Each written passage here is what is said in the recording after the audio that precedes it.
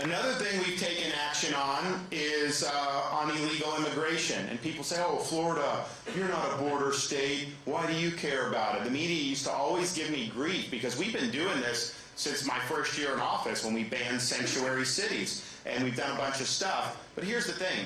What Biden has done by bringing in 8 million illegals, every community is now a border community. Because you have people going all over now. A lot of them are not coming to Florida anymore because we've put in policies like mandatory E-Verify. We have an anti-smuggling law. We've done things that's had a major, major impact in a really positive way. But Biden has done this. The fentanyl is in every corner of this country.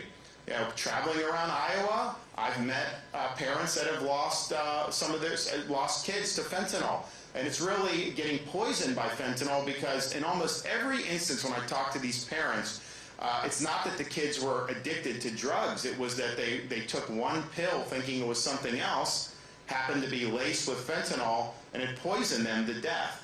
And that's happening all across this country. And you have people, you know, Biden, he just shrugged his shoulders. He goes to the Virgin Islands or wherever he was, or Delaware, just hanging out on the beach. No sense of urgency to be able to protect the American people or defend lives. So you have that going on. In Florida, one of the things we show that's effective is when you deport people and send them back, that creates a deterrent. And Biden doesn't deport anybody. So we have boats that try to come to Florida, and the Coast Guard's job is to interdict, but there's not enough Coast Guard vessels. So I surge state vessels, we interdict, turn them over to the Coast Guard, and the Coast Guard will send them back to Haiti or Cuba or wherever. You know, once we started doing that, the number of boats plummeted. Because why would you want to get into a boat, go across choppy waters, knowing likely you're just going to be right back where you came from? When I'm president, we're going to declare the border to be an emergency on day one, national emergency on day one. We're going to mobilize all available resources, including the military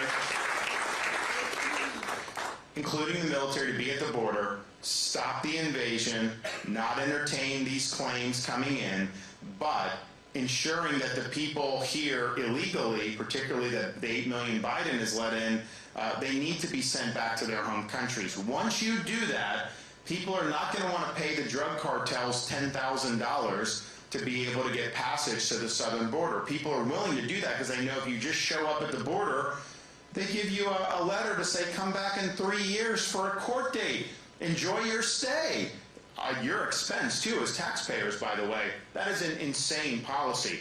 So that is going to be a huge deterrent. But if you're not willing to do that, you're never going to solve the border problem. And, you know, Donald Trump is running saying he's going to do the largest deportation in history, which is interesting because I was at his rallies in 2016 where he said the exact same thing. And what was the result? Fewer deportations than the first term of Barack Obama. That is not getting the job done. So when he said it before and didn't do it, I would say if he's saying it again, what makes you think somehow he's going to get it done the second time around? Anytime I've put the nose to the grindstone, we've got it done. I understand how important it is. I understand we got to do. And yes, we'll do the border wall too. I think the border wall is a great idea. I supported it in 2016. It didn't get built and Mexico didn't pay for it, but you can do it. How do you get Mexico to pay? They're not just going to give you money. What you do is you impose fees on remittances that workers are sending to foreign countries. You'd raise billions of dollars a year, put that right into border wall construction, and if we had a border wall, Biden would not have been able to bring in 8 million people. It's a physical fact of life, and it's important, so we will do that. The most important thing that we'll do, we're going to designate the Mexican drug cartels to be foreign terrorist organizations. We're going to hold them accountable. And that means authorizing the use of military force, just like we would deal with ISIS or any of these other terrorist groups, who, by the way, the drug cartels have killed more Americans than all terrorist groups combined.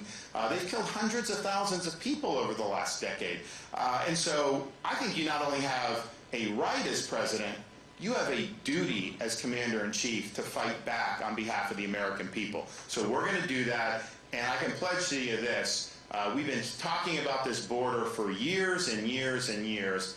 I'll be the president that finally brings this issue to a conclusion. we will solve the problem once and for all.